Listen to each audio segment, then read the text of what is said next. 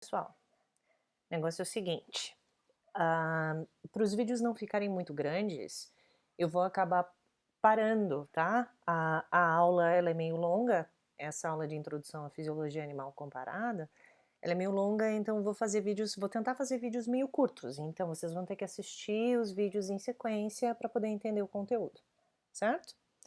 Então vamos começar, tá? Então, no final das contas, o que é a fisiologia animal comparada? A fisiologia em si, né, é o estudo da função dos organismos vivos, a questão do funcionamento do corpo do animal, certo? O que nós vamos fazer é estudar comparativamente os sistemas dos animais, como eu já havia comentado com vocês no vídeo anterior. Quem começou estudando isso foi o Galeno, certo? O que ele fez? Ele acabou prendendo ureteres de macacos, tá? E para tentar descobrir para que servia, para que serviam esses tubos, para que servia, né? Então o que ele fez? Ele pegou animais vivos e aí ele fez cirurgia. Ele simplesmente pegou e amarrou os tubinhos e fechou, não deixou passar líquido ali, certo? Porque que acontece? Eles só viam essas coisas nos animais mortos, então ele resolveu tentar ver qual que era a função daquilo. O que aconteceu? Obviamente, os macacos eles não conseguiam mais urinar. Oh, então serve para produzir, no caso, né, os rins eles servem para produzir a urina e os ureteres deixam passar essa urina até a bexiga, certo?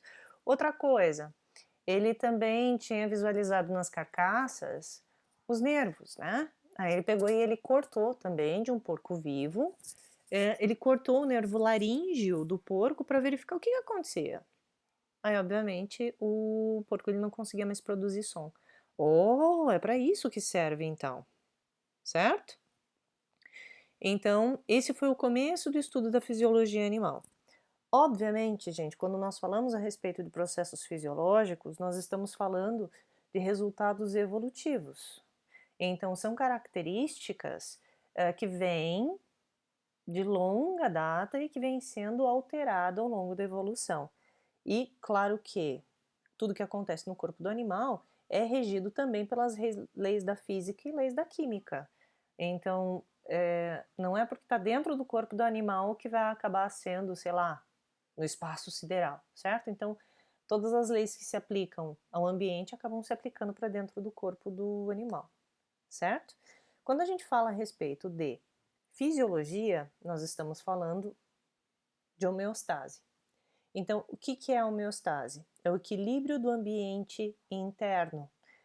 Se esse ambiente interno ele tiver em equilíbrio, esse animal ele vai estar saudável, certo? A partir do momento que há um desequilíbrio, o animal acaba ficando doente. Isso tudo vocês já viram com o professor Fernando, né? Com certeza. Agora, por favor, entendam que homeostase, essa questão do estar em equilíbrio, isso não quer dizer que tem que estar estático, tá? Não necessariamente. Quando nós falamos, por exemplo, a respeito de mamíferos, nós falamos assim, tá, né, um corpo em homeostase, a temperatura corporal é de 36 a 37 graus. Isso, no caso, é uma constante. O que acontece se aumenta muito a temperatura do corpo de um mamífero? Febre, certo? Agora, quando nós falamos a respeito de uma lagartixa, ela tem a temperatura corporal constante? Não, ela é inconstante, ela varia junto com a temperatura do ambiente, certo? Isso quer dizer que ela não está em equilíbrio, as funções do corpo dela estão desequilibradas? Não, ela está em equilíbrio, ela está em homeostase. O que acontece é o sistema dela, aqui no caso o exemplo da temperatura que eu estou usando, para o animal estar em equilíbrio, ela não precisa a temperatura estar sempre constante, certo? Então, tenho isso na cabeça. Não necessariamente precisa ser estático, tá bom? Nós chamamos com relação à homeostase, né, ao controle ou não de determinadas funções fisiológicas, nós chamamos os animais reguladores ou conformadores, tá? Esses termos aqui servem para muita coisa. Gente, o animal ele pode ser conformador ou regulador de temperatura, de salinidade, certo? Então varia. Tem animais que não controlam a temperatura, mas controlam a sua salinidade. Então ele pode ser regulador em uma coisa, ele pode ser conformador em outra, tá bom? Então, olha só, aqui no caso dos reguladores, que aí a gente pode, nesse caso do exemplo da temperatura que eu usei com vocês, os animais reguladores, as células acabam atuando independentemente das variações externas, tá?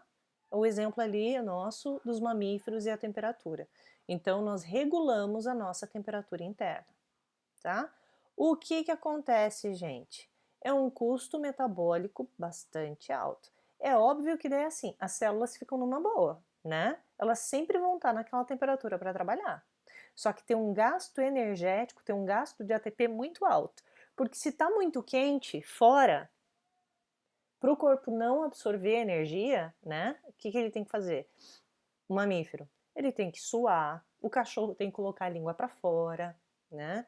Tem que beber bastante água. Se tiver muito frio, é o contrário. Então, tem um gasto energético para fazer essa manutenção. Agora, o exemplo ali, a lagartixa, que é um conformador, as células ficam de boa, varia de acordo com o ambiente, certo? O custo é muito mais baixo, porque você não precisa gastar ATP nenhum para controlar nada. No caso, controlar nada da temperatura, que é o meu exemplo, tá? Poxa, então vale muito mais a pena? Depende. O que acontece se a temperatura está muito baixa no ambiente? Quando nós falamos a respeito de um mamífero, se ele estiver bem aquecido por causa dos pelos e tal, ele leva uma vida normal. Agora, no caso de uma lagartixa, se a temperatura estiver muito baixa, o metabolismo dela fica muito baixo e ela praticamente não consegue se mexer, certo? Então, assim, tem as vantagens e as desvantagens para os dois lados, tá? Então, olha só, aqui eu coloquei um gráfico só exemplificando essa questão de conformador e regulador. Então, aqui o exemplo está sendo termoconformação e termorregulação, a questão ali da lagartixa e do mamífero com relação à temperatura. Então, no caso aqui de um termoconformador, o que acontece? Quando a temperatura quando a temperatura externa aumenta, quando a temperatura do ambiente aumenta, a temperatura corporal do ambiente aumenta junto, certo? No caso de um conformador, um termoconformador, como é o nosso caso, pode aumentar a temperatura externa o quanto for, a temperatura corporal acaba permanecendo a mesma, tá? Mas lembrando que isso acaba servindo para outras coisas, como por exemplo controle de salinidade, controle de água, tá? Aí aqui, pessoal, eu até coloquei para vocês um exemplozinho, um gifzinho, para vocês darem uma olhada, tá? Então, o exemplo que eu dei aqui é de uma casa, certo? Então, tá nevando lá fora, tá muito frio lá fora. E como será que vai estar lá dentro? Vamos lá, GIF.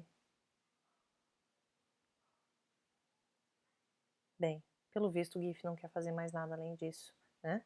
Mas olha só, então tá muito frio ali fora. E aí então, dentro da casa, como é que a pessoa tá? Tá muito de boa, dá até para ficar na frente do computador só de cueca, certo? Por quê, pessoal? O que tem aqui nessa casa que a pessoa pode fazer isso dentro? Tem um sistema de condicionamento de ar, tem um sistema interno de aquecimento, certo? Então seria no caso um mamífero aqui. Agora, pessoal, é barato você ter um sistema de aquecimento interno para casa para ficar rodando o inverno inteiro? Não. Gasta muita energia, gasta muito gás e acaba gastando dinheiro no final das contas, tá? Então, para ter essa comodidade aqui, do cara poder chegar e ficar muito de boas no inverno, tem um gasto energético bastante caro. Então, é o exemplo ali que eu estava falando para vocês da temperatura. Para as células poderem ficar de boas trabalhando na temperatura ótima delas, tem que ter um gasto energético muito caro, muito alto. Tá bom, pessoal?